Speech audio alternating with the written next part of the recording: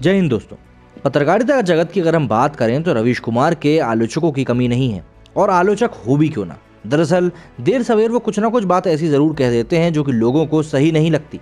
ऐसे में केंद्र सरकार की जो वो आलोचना करते हैं उसके तो लोग सिरे से क्रिटिक्स ही हैं। मतलब कई बार तो ऐसा देखने को मिला है कि रवीश कुमार बिना सिर पैर की भी बात कर देते हैं। अब हाल की ही बात कर लीजिए। टेलीविजन पत्रकार रवीश कुमार ने कोरोना वायरस संकट को लेकर प्रधानमंत्री नरेंद्र मोदी पर तंज कसा है।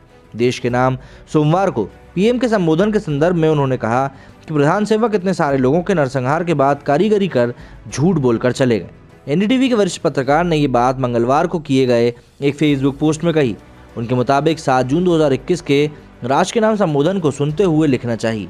लिखने के बाद ध्यान से पढ़ना चाहिए, तब पता चलेगा कि इतने लोगों के नरसंहार के बाद कोई नेता किस तरह की कारीगरी करता है, कैसे वो खुद को सभी जवाबदेहियों से मुक्त करते हुए दूसरों पर दोष डालकर जनता को एक भाषण पकड़ा जाता है। बकौल रवीश ये भाषण ठीक वैसा ही है। एक लाइन की बात कहने के लिए दाएं बाएं की बातों से भूमिका बांधी गई। नीति, नियत, नतीजे और न जाने कितने शब्दों को मिलाकर वाक्य बना लेने से जवाबदेही खत्म नहीं हो जाती।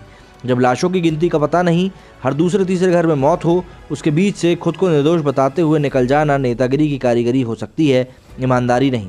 पत्रकार के मुताबिक टीके को लेकर शुरू से झूठ बोला गया।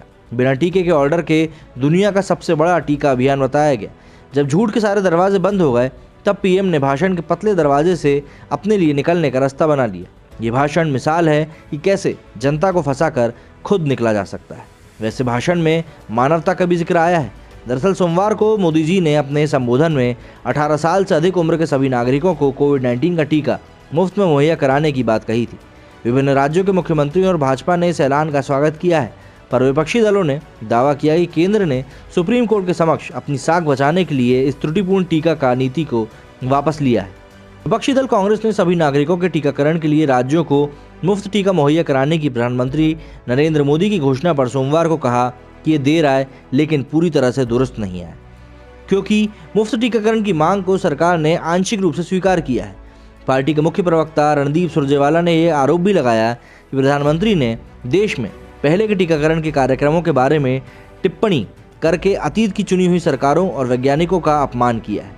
कांग्रेस के पूर्व अध्यक्ष राहुल गांधी ने ट्वीट किया कि एक साधारण सवाल है कि अगर टीके सभी के लिए मुफ्त है तो फिर निजी अस्पतालों को पैसा क्यों चाहिए। पंजाब के मुख्यमंत्री अमरिंदर सिंह, ओडिशा के मुख्यमंत्री नवीन पटनायक, तमिलनाडु के मुख्यमंत्री एम.के. स्टालिन, केरल के मुख्यमंत्री पिनरई विजयन और बिहार के मुख्यमंत्री नीतीश कुमार राज्यों के उन नेताओं में शामिल हैं जिन्होंने प्रशंसा की कि केंद्र ने मुफ्त टीके की आपूर्ति का अनुरोध स्वीकार किया। वहीं प्रधानमंत्री की आलोचक पश्चिम बंगाल की मुख्यमंत्री और टीएमसी की प्रमुख ममता बनर्जी ने कहा है कि महीनों बाद उन्होंने आखिरकार हमारी बात सुनी है। दीदी ने ट्वीट किया कि भारत के लोगों के कल्याण को महामारी की शुरुआत से ही प्राथमिकता दी जानी चाहिए थी, लेकिन दुर्भाग्य से प्रधानमंत्री के इस देर के फैसले से कई जिंदगियां चली गईं। आशा है कि इस बार बेहतर प्रबंधन से टीकाकरण होगा और लोगों पर ना कि प्रचार पर ध्यान दिया जाएगा। इतनी सब बातों के बीच में रवीश कुमार की कड़ी आलोचना भी हो रही है कि इस तरह की पत्रकारिता उनको शोभा नहीं देती।